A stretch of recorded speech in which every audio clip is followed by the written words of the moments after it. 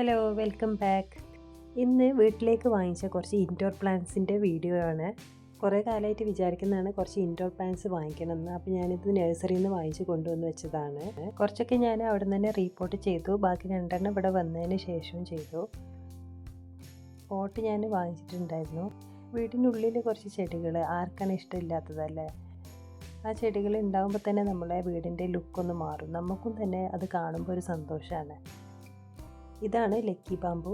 ഇത് ഞാൻ പോട്ട് വേറെ വാങ്ങിച്ച് പിന്നെ ഈ ചെടി അതിലേക്ക് റീപോർട്ട് ചെയ്യിപ്പിച്ചതാണ്. ഇതൊരു ലോ മെയിൻ്റെനൻസ് പ്ലാന്റ് ആണ്. വെള്ളം അധികം വേണ്ട, ആഴ്ചയിൽ ഒരു പ്രാവശ്യമൊക്കെ നനച്ചു കൊടുത്താൽ മതി. ഇത് വെള്ളത്തിലും മണ്ണിലും വെക്കാം. ഈ ലക്കി ബാമ്പുവിനും പലതരം വെറൈറ്റീസ് ഉണ്ട്. ഇനി അടുത്തത് വാങ്ങിച്ചത് ഒരു ബേബി റബ്ബർ പ്ലാന്റ് ആണ്. ഇതും പോട്ട് അടക്കമാണ് വാങ്ങിച്ചത്. ഇത് റീപോർട്ടിങ് ചെയ്യിപ്പിച്ചതാണ്. പോട്ടൊക്കെ ഞാൻ സെറാമിക്കാണ് വാങ്ങിച്ചത്. കുറേ കാലമായിട്ട് വിചാരിച്ചതാണ് ഈ പ്ലാസ്റ്റിക് പോട്ടൊക്കെ മാറ്റിയിട്ടൊന്ന് സെറാമിക് പോട്ട് ആക്കണമെന്ന്. ഇതൊരു എയർ പ്യൂരിഫൈയിങ് പ്ലാന്റ് ആണ്. ഈ പ്ലാന്റിനും അധികം കെയറൊന്നും കൊടുക്കണ്ട. ക്രീമും വൈറ്റും ഗ്രീനും കൂടി മിക്സ് ചെയ്തിട്ടുള്ളൊരു കളറാണ് ഇതിൻ്റെ ലീഫ് വരുന്നത്. കുറച്ച് കട്ടിയാണ് ഈ ലീഫ്. അടുത്തത് വാങ്ങിച്ചത് ഒരു പോത്തോസിൻ്റെ ഒരു വെറൈറ്റി ആണ്. ഇത് ഈ പോട്ട് അടക്കം തന്നെ വാങ്ങിച്ചതാണ്. അപ്പോൾ ഇനി വേറൊരു പോട്ടിലോട്ട് ഇത് ഇറക്കി വെക്കണം. ഇതൊക്കെ പെട്ടെന്ന് തന്നെ പിടിച്ച് കിട്ടും. ഇതും വേറൊരു വെറൈറ്റി മണി പ്ലാന്റ് ആണ്. പിന്നെ ഇതാണ് മോൺസ്റ്റെറ. ഇതിൻ്റെ ലീഫ് ഒരു ഹാർട്ട് ഷേപ്പിൽ ഹോൾസ് ആയിട്ടാണ് ഉള്ളത്. ഇത് മണ്ണിലും വെള്ളത്തിലും ഉണ്ടാവും, പക്ഷേ മണ്ണിലാണ് കുറച്ചും കൂടി നന്നായിട്ട് ഉണ്ടാവുക. ഇനി അടുത്തത് മണി പ്ലാന്റ് ആണ്. അപ്പോൾ ഇത് മുകളിലേക്ക് പടർത്താനുള്ള ഈ സ്റ്റാൻഡും ഞാൻ വാങ്ങിച്ചു. ഈ 3 പോട്ടും ഒരേ വലിപ്പമാണ്. ഒന്നിന് മാത്രം ഡിസൈന് വ്യത്യാസമുണ്ട്. സെറാമിക് പോട്ടിന് പ്ലാസ്റ്റിക് പോട്ടിനേക്കാളും പൈസ കൂടുതലാണ്, എന്നാലും പക്ഷെ നല്ലൊരു ലുക്കാണ് അത് കാണാൻ.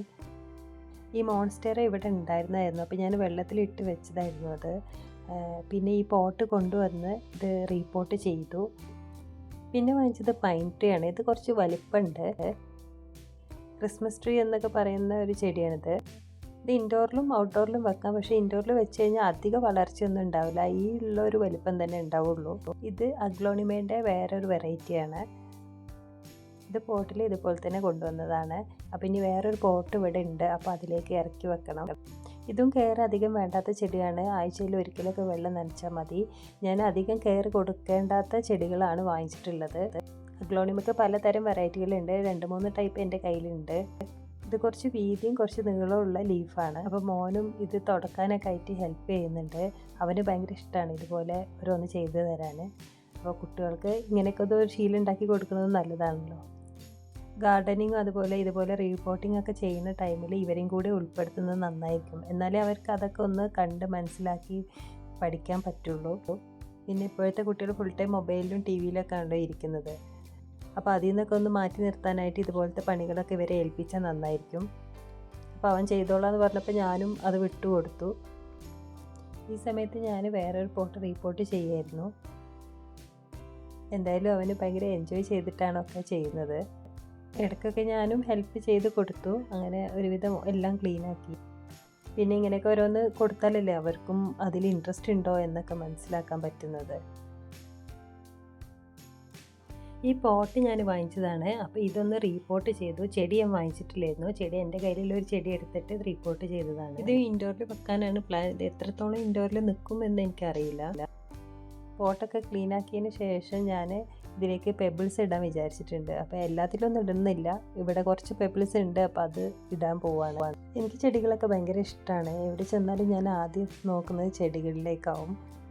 പിന്നെ അധികം മെനക്കെടാനൊന്നും ഇഷ്ടമില്ല. അപ്പോൾ അതുകൊണ്ട് അധികം ലോ മെയിൻ്റെനൻസ് ആയിട്ടുള്ള ചെടികളാണ് ഞാൻ അധികം വളർത്തിയിട്ടുള്ളത്. നല്ല കെയർ കൊടുത്ത ചെടികൾ നന്നായി വളരും. പെബിൾസൊക്കെ ഇട്ട് ഈ ഒരു പോട്ട് റെഡിയാക്കിയിട്ടുണ്ട്. ഇനി താഴെയൊക്കെ ഒന്ന് ക്ലീൻ ചെയ്യുകയാണ്.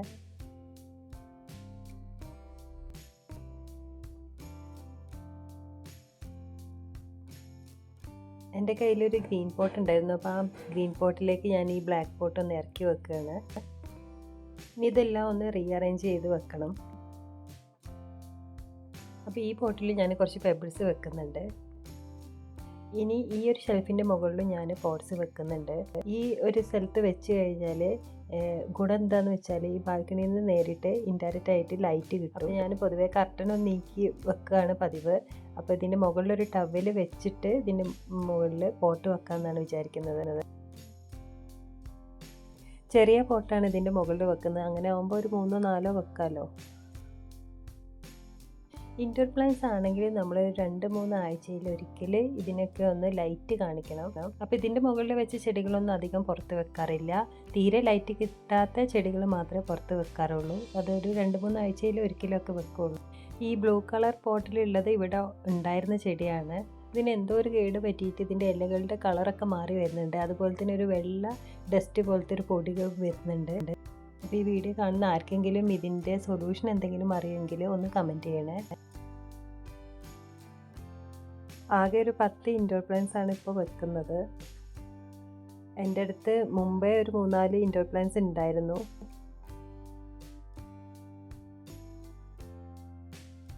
ഒരു പോട്ട് ഞാൻ ഈ ബാൽക്കണിയുടെ ഗ്ലാസിൻ്റെ അടുത്താണ് വെക്കുന്നത്. അപ്പോൾ ഇവിടുന്ന് ലൈറ്റ് കിട്ടും. ഈ മണി പ്ലാന്റ് ഞാനൊരു ജനലിൻ്റെ താഴെയാണ് വെക്കുന്നത്. ഇനി ഈ പോത്തോസ് TV യൂണിറ്റിലാണ് വെക്കുന്നത്. എല്ലാത്തിനും ചെറുതായി ഒന്ന് വെള്ളം ഒഴിച്ചു കൊടുക്കുന്നുണ്ട്. എല്ലാം ഒരുവിധം അറേഞ്ച് ചെയ്തു. ഇനി അടുത്ത പണി ക്ലീനിങ് ആണ്. എന്ത് പണി കഴിഞ്ഞാലും ഇത് പിന്നെ നിർബന്ധമാണല്ലോ. മണ്ണൊക്കെ ആയതുകൊണ്ട് തന്നെ മോപ്പും കൂടെ ചെയ്യാമെന്ന് വിചാരിച്ചു. പേപ്പറൊക്കെ വിരിച്ച് ചെയ്തതുകൊണ്ട് അധികമൊന്നും ആയിട്ടില്ലായിരുന്നു. എന്നാലും ഒന്ന് മോപ്പ് ചെയ്താൽ സമാധാനമാവും. ചെടികളും ഒരു ജീവൻ തന്നെയാണല്ലോ. അതിങ്ങനെ ഫുൾ പച്ചപ്പായി കാണുമ്പോൾ ഒരു സന്തോഷം.